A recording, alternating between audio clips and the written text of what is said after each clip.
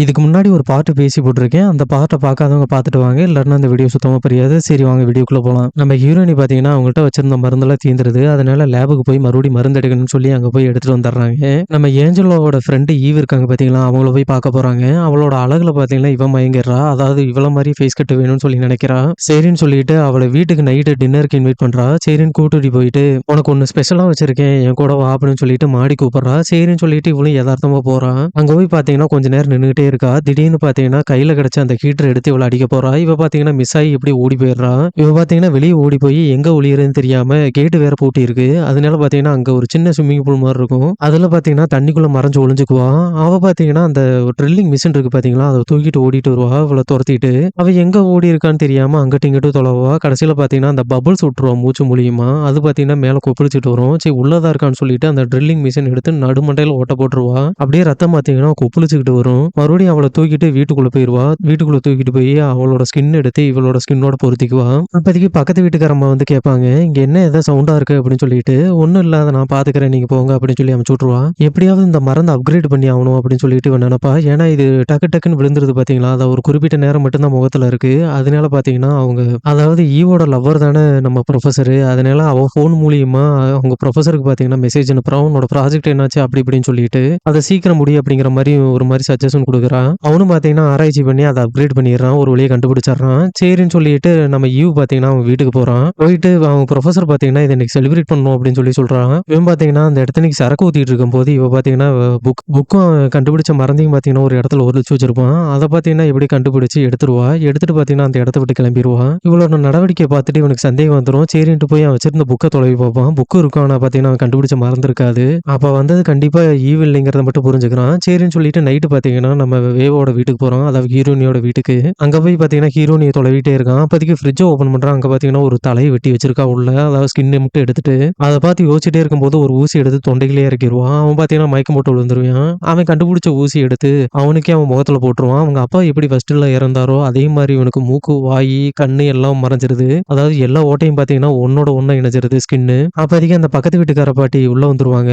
வந்தோனே பார்த்தீங்கன்னா, கடவுளே கடவுளேன்னு சொல்லிட்டு ஓடிருவா. இவளும் பார்த்தீங்கன்னா, இந்த இடத்த விட்டு தப்பிச்சு ஓடிருவா. அதாவது பார்த்தீங்கன்னா, அந்த பாட்டி போலீஸுக்கு ஃபோன் பண்ணிருவாங்க. போலீஸ் இங்க வர ஆரம்பிச்சுருவாங்க. இவ பார்த்தீங்கன்னா, வெளியில ஒரு பெக்கர் இருப்பான். அந்த பெக்கர் பார்த்தீங்கன்னா, அவனுக்கு ஸ்கின்ல ப்ராப்ளம் இருக்கும். அவனோட போய் எப்படி ஊசி போட்டுக்குவாளாட்ருக்கு. ஒரு மாரி கருண கொடூரமா மாறிடுறா. இதோட பார்த்தீங்கன்னா, இந்த படத்த முடிக்கிறாங்க. பிடிச்சிருந்துச்சுன்னா மறக்காம சப்ஸ்கிரைப் பண்ணுங்க. ஒரு லைக்கையும் பண்ணிருங்க.